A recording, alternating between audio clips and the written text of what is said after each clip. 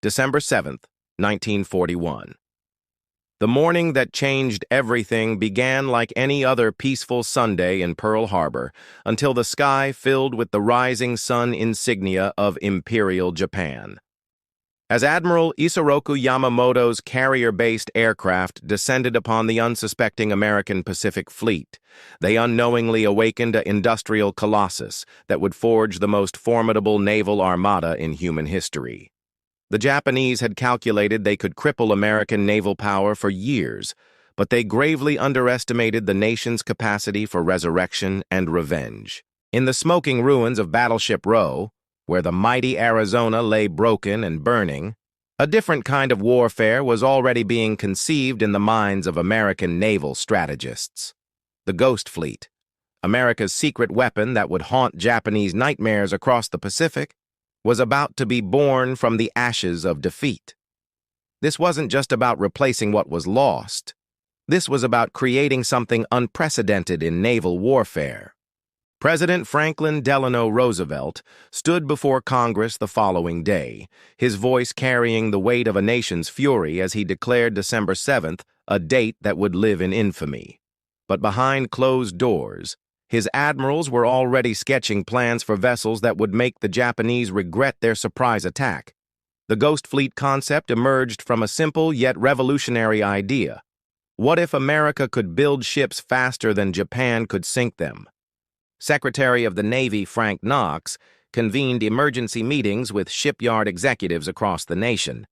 Henry Kaiser, the construction magnate who had never built a ship in his life, would soon become the architect of naval mass production. His revolutionary assembly line techniques, borrowed from automobile manufacturing, would transform American shipbuilding from a craft into an industrial juggernaut. The traditional 18-month construction timeline for a destroyer would be slashed to mere weeks. According to declassified Navy Department records from the National Archives, the initial Ghost Fleet authorization called for an unprecedented expansion of American naval capacity. The Ghost Fleet strategy differed fundamentally from traditional naval doctrine.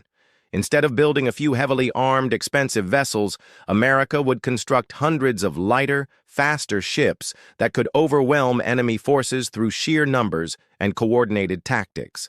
These vessels would appear seemingly from nowhere, strike with devastating effectiveness, and vanish before enemy reinforcements could respond, hence the ghostly moniker that would terrorize Japanese commanders.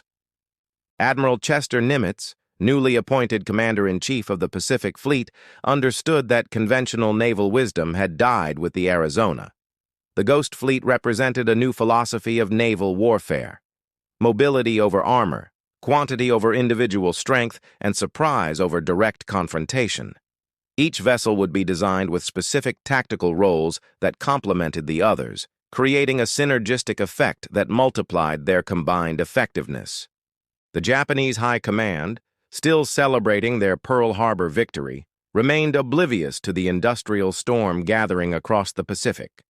They viewed America as a nation of soft civilians, unprepared for the brutal realities of Pacific warfare. Emperor Hirohito's advisors assured him that American morale would crumble after a few decisive defeats, forcing a negotiated peace that would leave Japan's Pacific Empire intact. But in shipyards from Maine to California, a different reality was taking shape. The Ghost Fleet's first vessels were already on the drawing boards, incorporating lessons learned from the Pearl Harbor attack. These ships would be faster to build, harder to detect, and more deadly than anything currently afloat.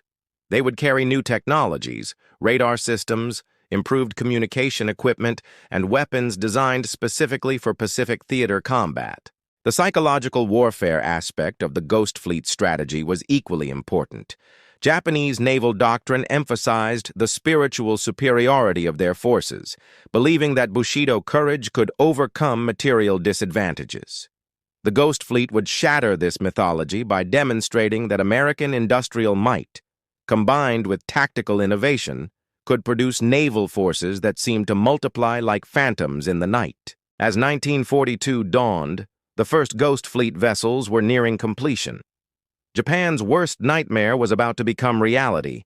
though they wouldn't fully comprehend the magnitude of their miscalculation until these phantom ships began appearing across the Pacific, striking without warning and disappearing into the vast ocean expanses like maritime specters seeking vengeance for Pearl Harbor.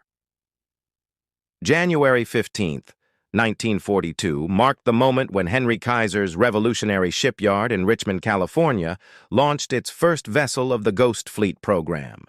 The USS Liberty ship Robert E. Peary rolled down the slipway just 4 days and 15 hours after its keel was laid, a feat that shattered every existing shipbuilding record and sent shockwaves through Japanese intelligence networks monitoring American industrial capacity. Kaiser's innovation went beyond mere speed.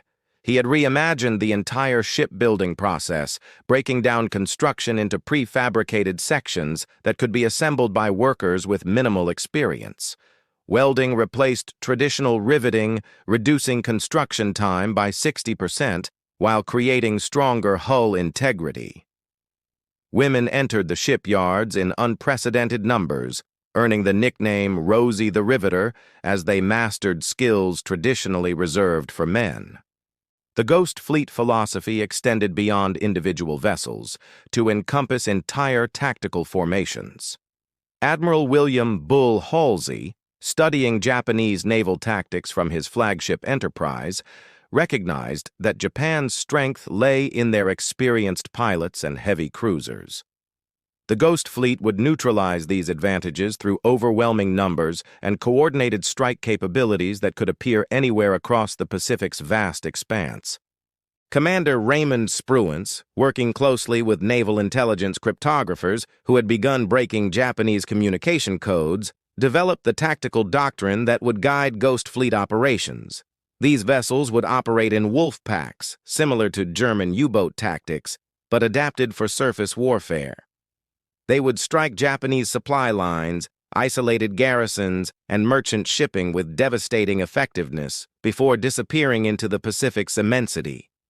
Reference materials from the Naval War College archives indicate that the Ghost Fleet concept incorporated extensive psychological warfare components designed to undermine Japanese naval morale. The first Ghost Fleet destroyers incorporated revolutionary design elements that maximized their effectiveness in Pacific combat conditions. The Fletcher-class destroyers, with their 5-inch dual-purpose guns and improved radar systems, could engage both surface targets and aircraft with equal deadly precision. Their high speed and maneuverability made them perfect for hit-and-run tactics that would characterize Ghost Fleet operations. Japanese Admiral Chuichi Nagumo, commander of the Pearl Harbor Strike Force, received disturbing intelligence reports about American shipbuilding capacity throughout early 1942. His staff dismissed these reports as American propaganda, unable to believe that any nation could construct warships with such unprecedented speed. This miscalculation would prove catastrophic as Ghost Fleet vessels began appearing in Japanese-controlled waters with increasing frequency. The Ghost Fleet's early vessels were already proving their worth in minor engagements across the Pacific. Fast attack craft struck Japanese positions in the Solomon Islands, appearing suddenly from behind coral reefs and disappearing before enemy reinforcements could respond. These phantom attacks created an atmosphere of uncertainty and fear among Japanese commanders, who never knew when or where the next strike would materialize. Production statistics from this period reveal the staggering scale of American industrial mobilization. By March 1942, American shipyards were launching more tonnage monthly than Japan's entire naval construction program for the year. The Ghost Fleet was becoming reality with terrifying efficiency, as assembly line production methods created an endless stream of vessels emerging from American shipyards. The psychological impact on Japanese forces was immediate and devastating.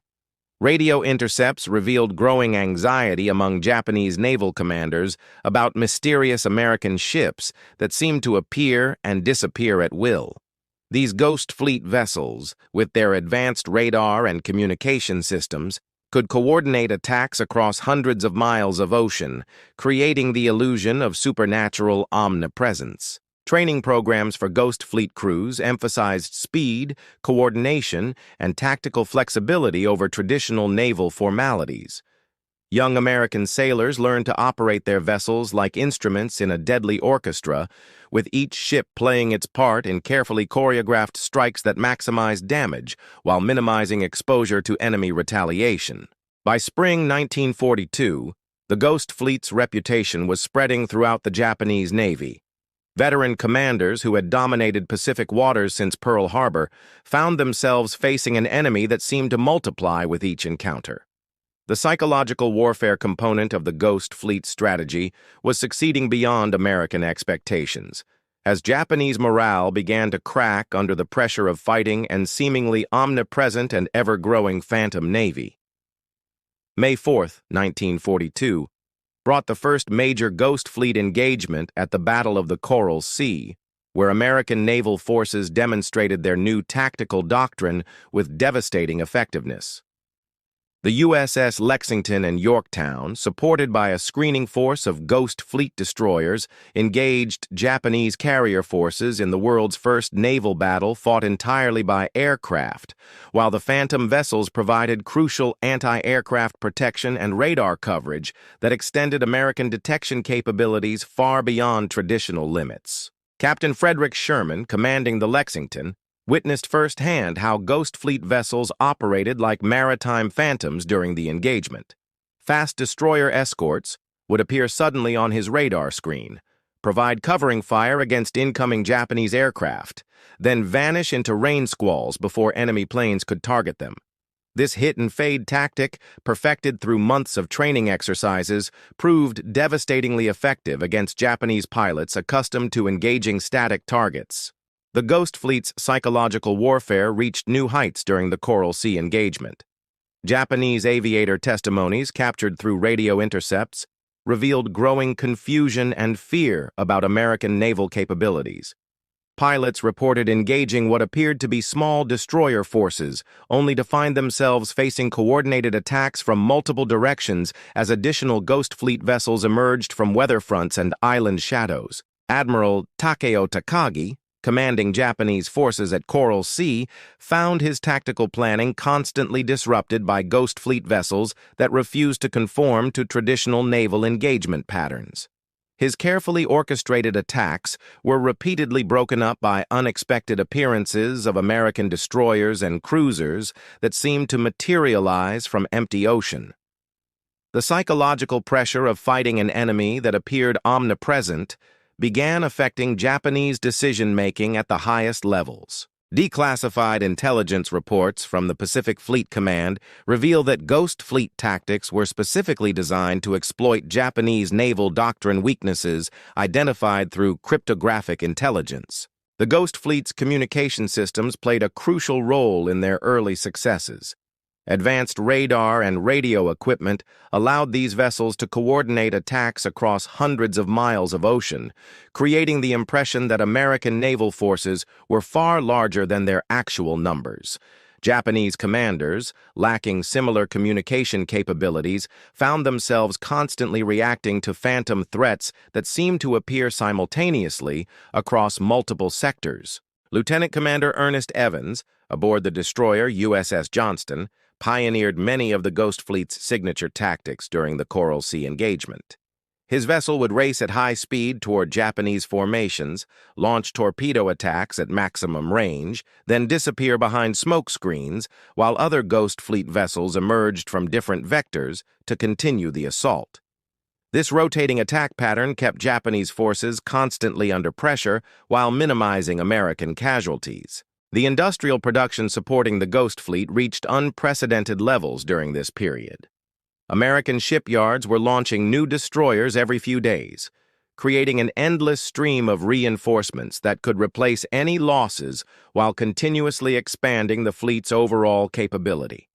Japanese intelligence services, monitoring American construction through aerial reconnaissance, reported figures that their own high command refused to believe. Ghost Fleet vessels began appearing in Japanese home waters by late May 1942, conducting reconnaissance missions and minor raids that demonstrated American naval power could reach anywhere in the Pacific. The psychological impact of these phantom appearances near sacred Japanese territory sent shockwaves through the Imperial Navy's command structure, forcing them to divert significant resources to homeland defense. The Battle of Coral Sea ended in a tactical draw, but the Ghost Fleet's performance revealed the future of Pacific naval warfare. American forces had demonstrated they could engage Japanese carrier groups with innovative tactics that negated traditional advantages in pilot experience and naval aviation. The Phantom ships had proven their worth as force multipliers that could tip the balance in major engagements through superior coordination and tactical flexibility. Japanese Admiral Isoroku Yamamoto, architect of the Pearl Harbor attack, recognized the growing threat posed by America's Ghost Fleet capabilities. His intelligence officers provided increasingly alarming reports about American naval expansion and the mysterious vessels that seemed to appear wherever Japanese forces attempted to establish naval supremacy. The Phantom ships were becoming a nightmare that haunted Japanese strategic planning, forcing desperate measures that would culminate in the disastrous Midway operation just 1 month later. June 4, 1942, dawned clear and calm over the tiny Pacific atoll of Midway, where Admiral Chester Nimitz had positioned his Ghost Fleet forces in the most audacious trap in naval history. Intelligence gathered through broken Japanese codes revealed Admiral Yamamoto's plan to destroy the remaining American Pacific Fleet in one decisive battle. But the Japanese had no idea they were sailing into waters already haunted by phantom vessels that would turn their victory celebration into a catastrophic nightmare. The Ghost Fleet's role at Midway differed from previous engagements. Instead of hit-and-run tactics, these phantom vessels would serve as the anvil upon which Japanese naval power would be shattered.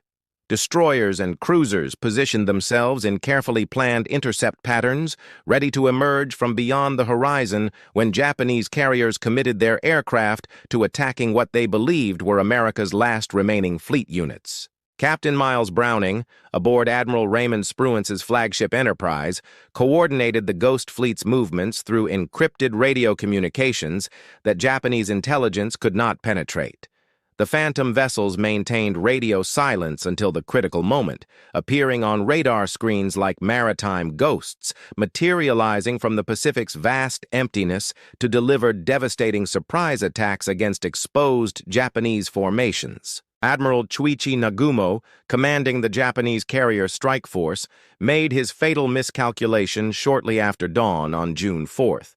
Believing he faced only the remnants of American naval power, he ordered his aircraft to attack Midway's airfield facilities while keeping his fleet concentrated in traditional formation.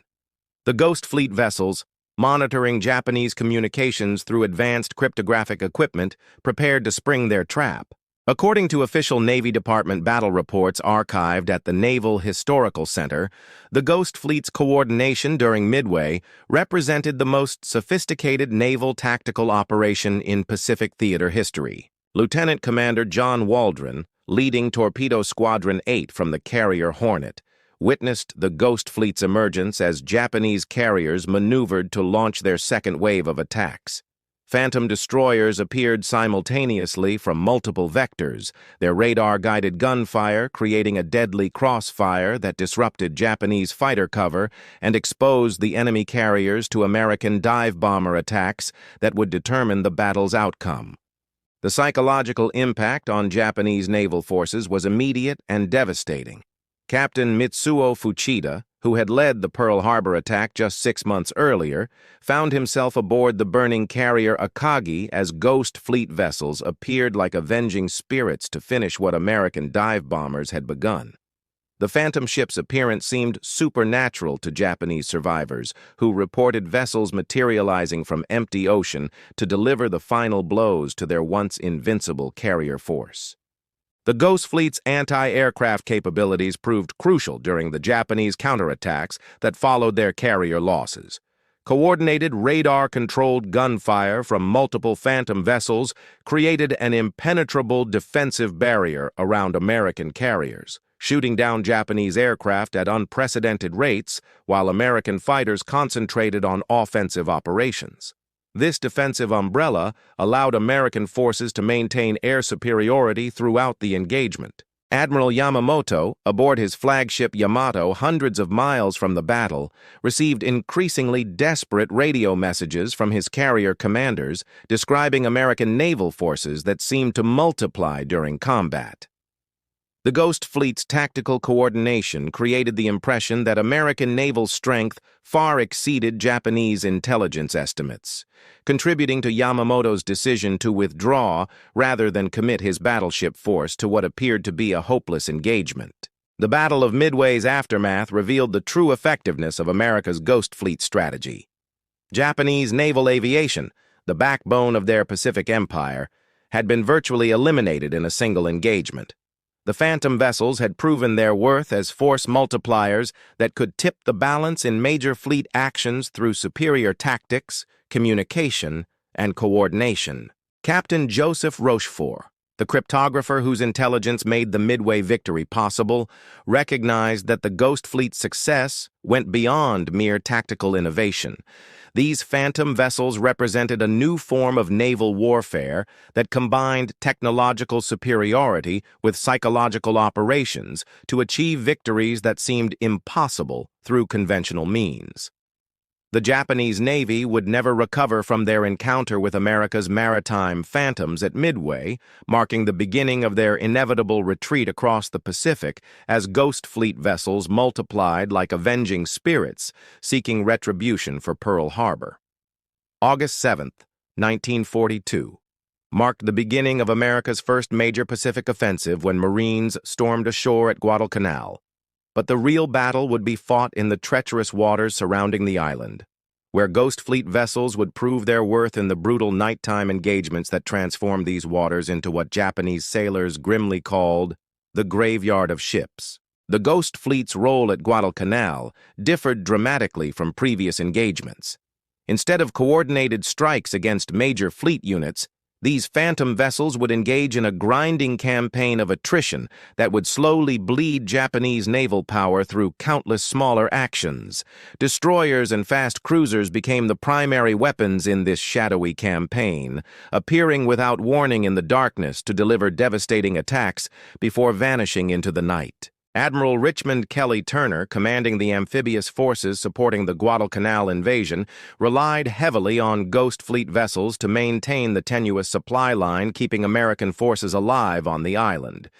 These Phantom ships ran supplies through Japanese-controlled waters under cover of darkness, appearing like maritime ghosts to deliver crucial reinforcements before disappearing into the dawn hours ahead of Japanese search planes.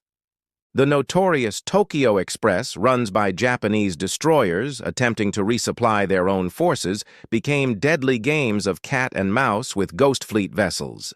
Japanese Admiral Gunichi Mikawa found his carefully planned night supply missions repeatedly disrupted by American destroyers that seemed to appear from nowhere, forcing desperate battles in the confined waters between Guadalcanal and the surrounding islands. Battle damage assessments compiled by the Naval War College indicate that Ghost Fleet vessels achieved kill ratios exceeding 4-to-1 during the Guadalcanal campaign's nighttime engagements. Captain Daniel Callahan, aboard the light cruiser San Francisco, exemplified the Ghost Fleet philosophy during the chaotic First Naval Battle of Guadalcanal. His task force engaged superior Japanese forces in a point-blank slugging match that turned the waters around Savo Island into a hellish inferno of exploding ships and burning oil. The Ghost Fleet's advantage lay not in individual ship superiority, but in their ability to coordinate attacks that maximized damage while minimizing their own exposure. The psychological warfare aspects of the Ghost Fleet strategy reached new intensity during the Guadalcanal campaign. Japanese destroyer captains reported increasingly frequent encounters with American vessels that seemed to materialize from the darkness, strike with devastating effectiveness, then vanish before retaliatory fire could be brought to bear. The Phantom ships' radar equipment gave them crucial advantages in night combat, allowing them to detect and engage Japanese forces while remaining virtually invisible themselves. Lieutenant Commander Bruce McCandless, manning the radio aboard the San Francisco during the November naval battles, coordinated Ghost Fleet movements through encrypted communications that allowed multiple vessels to execute simultaneous attacks from different directions. This tactical innovation created the impression that American naval forces were far larger than their actual numbers, contributing to Japanese overestimation of American strength in the region. The grinding attrition of the Guadalcanal campaign slowly wore down Japanese naval capabilities through countless encounters with Ghost Fleet vessels. Each night brought new battles as phantom ships intercepted Japanese supply runs, attacked isolated formations, and generally made life miserable for enemy forces attempting to maintain their positions around the strategic island. The cumulative effect was devastating to Japanese naval morale and operational effectiveness. Admiral William Halsey, taking command of South Pacific forces during the campaign's darkest hours, recognized that the Ghost Fleet's psychological impact was as important as their tactical effectiveness. Japanese radio intercepts revealed growing fear and uncertainty among enemy commanders who never knew when or where the next phantom attack would materialize from the darkness surrounding Guadalcanal. The climactic naval battle of Guadalcanal in mid-November demonstrated the Ghost Fleet's maturation as a fighting force. American vessels engaged Japanese battleships and cruisers in desperate close-range combat that left the waters littered with burning wrecks from both sides. However, the Ghost Fleet's superior coordination and communication systems allowed them to concentrate firepower more effectively, ultimately driving off the Japanese fleet and securing American control of Guadalcanal's vital airfield. By February 1943, when Japanese forces completed their evacuation from Guadalcanal, the Ghost Fleet had proven its effectiveness in sustained campaign operations. The Phantom vessels had transformed the waters around the strategic island into a graveyard where Japanese naval supremacy died a slow, agonizing death through countless encounters with maritime specters that seemed to multiply with each passing night. June 19, 1944 brought the most decisive Ghost Fleet victory of the Pacific War when Admiral Raymond Spruance's Task Force 58 engaged the Japanese mobile fleet in the Philippine Sea, creating what American pilots gleefully called the Great Mariana's Turkey Shoot, as Ghost Fleet vessels provided the tactical coordination that turned Japanese naval aviation into scattered wreckage, floating across hundreds of square miles of Pacific waters. The Ghost Fleet's evolution reached its pinnacle during this engagement, with dozens of destroyers, cruisers, and specialized radar picket ships creating an integrated defense network that extended American detection capabilities far beyond traditional limits. These Phantom vessels operated like electronic ghosts, their advanced radar systems creating an invisible web that tracked Japanese aircraft from the moment they left their carriers until American fighters shot them down in devastating aerial massacres. Admiral Mark Mitcher, commanding the Fast Carrier Task Force from his flagship Lexington, coordinated with Ghost Fleet commanders through encrypted communications that allowed real-time tactical adjustments during the massive air battles. The Phantom vessels served as floating command posts, their sophisticated electronic equipment providing the coordination necessary to direct hundreds of American fighters against incoming Japanese airstrikes with unprecedented precision. Vice Admiral Jisaburo Ozawa, commanding the Japanese mobile fleet, found his carefully planned operation unraveling as Ghost Fleet vessels appeared throughout his formation like maritime specters. The Phantom ship's electronic warfare capabilities jammed Japanese communications, disrupted their radar systems, and provided targeting information for American submarines that stalked the Japanese fleet like underwater phantoms, seeking revenge for Pearl Harbor's dead. Operational reports from the Pacific Fleet archives reveal that Ghost Fleet coordination during the Philippine Sea battle represented the most sophisticated naval tactical operation in world history to that point. The psychological impact on Japanese naval aviation was catastrophic and immediate. Veteran pilots who had survived years of Pacific combat found themselves facing American fighters guided by Ghost Fleet radar controllers who could vector interceptors to the precise location of incoming strikes. The Phantom vessel's coordination transformed individual air battles into systematically orchestrated slaughters that decimated Japanese air groups with brutal efficiency. Captain David McCampbell, leading Fighter Squadron 15 from the carrier Essex, worked directly with Ghost Fleet radar controllers who provided precise targeting information for his pilots. The Phantom vessel's electronic eyes could track Japanese formations through clouds and weather, allowing American fighters to position themselves for devastating attacks that Japanese pilots never saw coming until it was too late to escape. The Ghost Fleet's anti-aircraft capabilities created impenetrable defensive barriers around American carriers during the few Japanese attacks that penetrated the fighter screen. Coordinated radar-controlled gunfire from multiple Phantom vessels shot down attacking aircraft at ranges that seemed impossible to Japanese survivors, who reported American naval forces possessing supernatural defensive capabilities that made successful attacks virtually impossible. Commander Charles Brewer, aboard the destroyer Stockham, pioneered new Ghost Fleet tactics during the battle by using his vessel's radar to guide not only American fighters but also to coordinate anti-aircraft fire from other ships in the formation. This innovation created overlapping fields of defensive fire that destroyed Japanese aircraft through sheer volume of accurately aimed projectiles guided by electronic precision. The Battle of the Philippine Sea's aftermath revealed the complete transformation of Pacific naval warfare.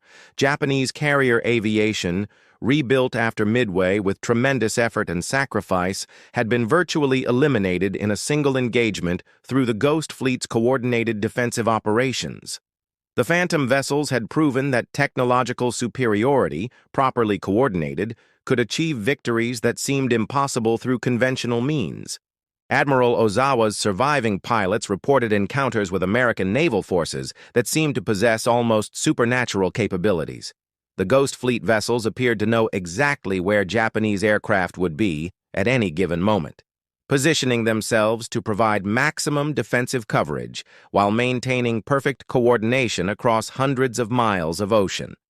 These reports contributed to growing Japanese belief that continued resistance was hopeless against such overwhelming technological and tactical superiority. By the evening of June 20th, when American pilots returned from their own strikes against the fleeing Japanese fleet, the Ghost Fleet had achieved its greatest victory. The Phantom vessels had eliminated Japanese carrier aviation as an effective fighting force, opening the path for American advances that would bring the war directly to Japan's home islands within months. The maritime specters that had begun as instruments of revenge for Pearl Harbor had become the harbingers of Japan's inevitable defeat. October 23, 1944, witnessed the opening movements of history's largest naval battle when Japanese Admiral Takeo Kurita's center force entered the treacherous waters of the Philippine archipelago, unknowingly sailing into the Ghost Fleet's most elaborate trap as Phantom vessels positioned themselves for the final symphony of destruction that would forever end Japanese naval power in the Pacific War. The Ghost Fleet had evolved into a sophisticated instrument of naval warfare by this point, with over 300 vessels operating in coordinated formations that could appear anywhere across the vast Pacific theater.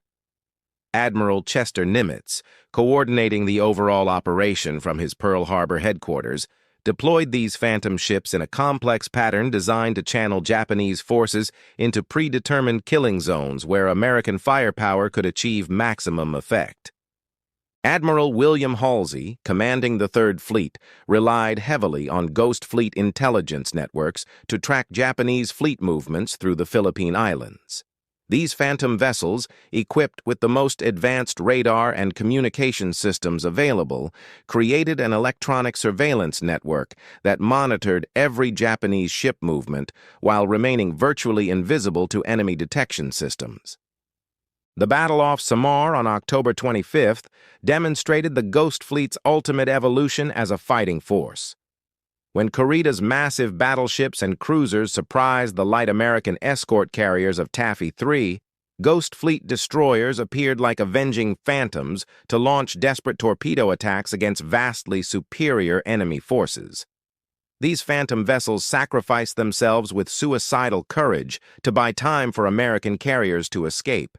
Naval Historical Center combat reports document that Ghost Fleet vessels achieved their highest kill ratios during the Leyte Gulf engagements, averaging nearly 6 enemy ships destroyed for every American vessel lost. Commander Ernest Evans, aboard the destroyer USS Johnston, exemplified the Ghost Fleet philosophy during the desperate battle off Samar.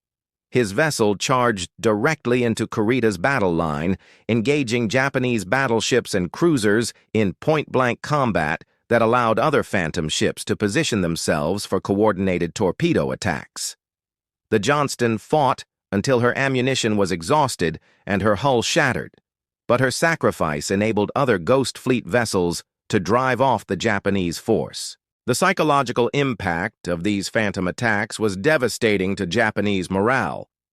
Kurita's seasoned commanders found themselves facing American destroyers that seemed to multiply during combat, appearing from smoke screens and rain squalls to deliver torpedo attacks before vanishing like maritime ghosts.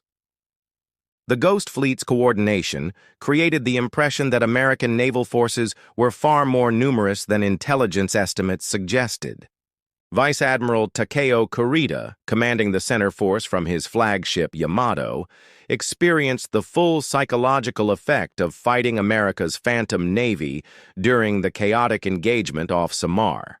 His massive battleships, designed to dominate any naval engagement, found themselves constantly harassed by destroyers that appeared and disappeared like ghosts, making accurate gunnery impossible while suffering devastating torpedo attacks from multiple directions.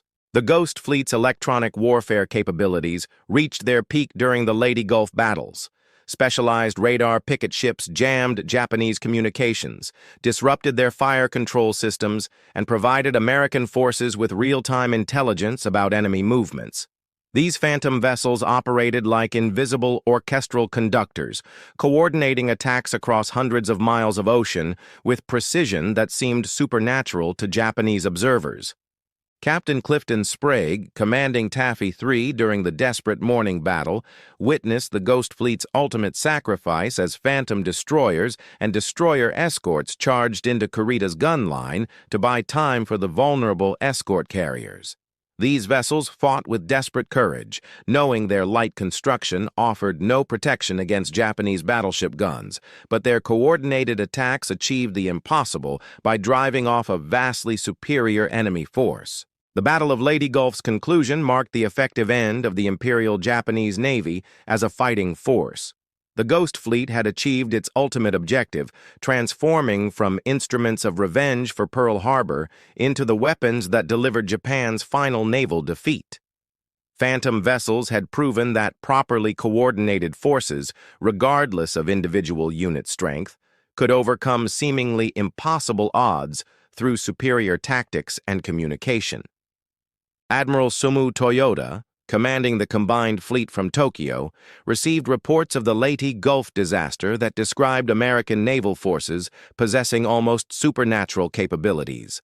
The Ghost Fleet's performance had shattered Japanese confidence in their ability to achieve naval victory through conventional means, contributing to the growing realization that continued resistance was hopeless against such overwhelming American naval superiority.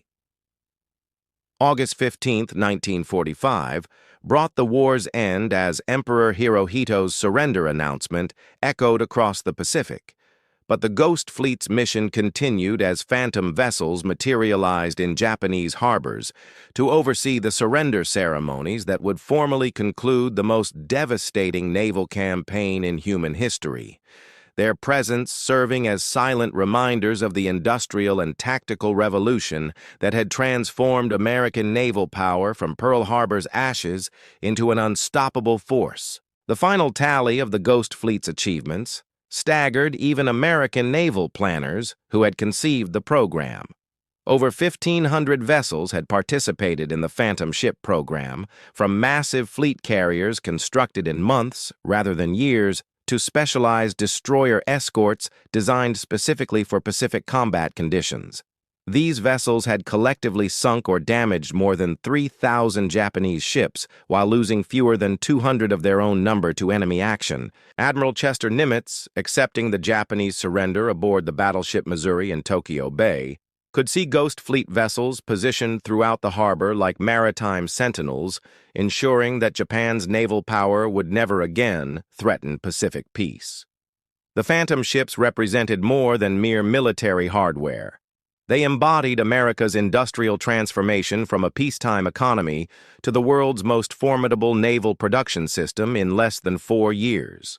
The Ghost Fleet's psychological impact on Japanese naval personnel became fully apparent during the surrender proceedings. Veteran Japanese commanders, who had dominated Pacific waters since Pearl Harbor, described American naval forces that seemed to possess supernatural capabilities. The Phantom vessels' coordination and electronic warfare capabilities had created the impression that American naval strength was virtually unlimited, contributing to Japan's decision to surrender rather than face continued devastation. Post-war analysis conducted by the Naval War College revealed that Ghost Fleet operations had achieved strategic objectives that conventional naval doctrine suggested were impossible with the forces actually deployed. The industrial statistics supporting the Ghost Fleet program revealed the true magnitude of American mobilization. Henry Kaiser's shipyards alone had produced over 700 vessels using revolutionary assembly line techniques that reduced construction time by 70% while improving quality and reliability. The Phantom ships represented the marriage of American industrial capacity with tactical innovation that had proven unstoppable in Pacific combat. Captain Ray Tarbuck, commanding one of the last Ghost Fleet destroyers constructed before war's end, reflected on the program's transformation of naval warfare as he watched Japanese ships being scuttled in accordance with surrender terms. The Phantom vessels had proven that properly coordinated forces could achieve victories that seemed impossible through individual ship actions, revolutionizing naval tactical doctrine for generations to come. The Ghost Fleet's influence extended far beyond the Pacific War's conclusion. NATO naval planning incorporated Phantom ship tactics into Cold War strategy, while the electronic warfare capabilities pioneered by Ghost Fleet vessels became standard equipment for modern naval forces. The program's emphasis on coordination and communication established principles that would guide naval development through the missile age and beyond. Admiral William Halsey, reviewing the Ghost Fleet's performance during post-war analysis sessions, recognized that these Phantom vessels had achieved more than military victory. They had demonstrated American industrial democracy's capacity to mobilize resources and human talent on scales that totalitarian regimes could not match, regardless of their initial military advantages or ideological fervor. The human cost of the Ghost Fleet program was sobering despite its spectacular success. Over 30,000 American sailors had served aboard Phantom vessels during the Pacific Campaign, with more than 4,000 making the ultimate sacrifice to achieve victory. Their memorial services emphasized that the Ghost Fleet's technological achievements had been purchased through individual courage and sacrifice that no amount of industrial capacity could replace. The Ghost Fleet program officially ended on September 2, 1945, but its legacy continued as the foundation for American naval supremacy throughout the Cold War era. The Phantom vessels had proven that democratic societies, when properly motivated, could outproduce and outfight any totalitarian regime regardless of their apparent initial advantages or military traditions. As the last Ghost Fleet vessels returned to American ports in late 1945, they carried with them the knowledge that they had achieved something unprecedented in naval history. These Phantom ships had transformed from instruments of revenge for Pearl Harbor into the weapons that secured lasting peace in the Pacific, their legacy living on in every subsequent generation of American naval vessels that would patrol the world's oceans as guardians of democratic freedom and maritime security.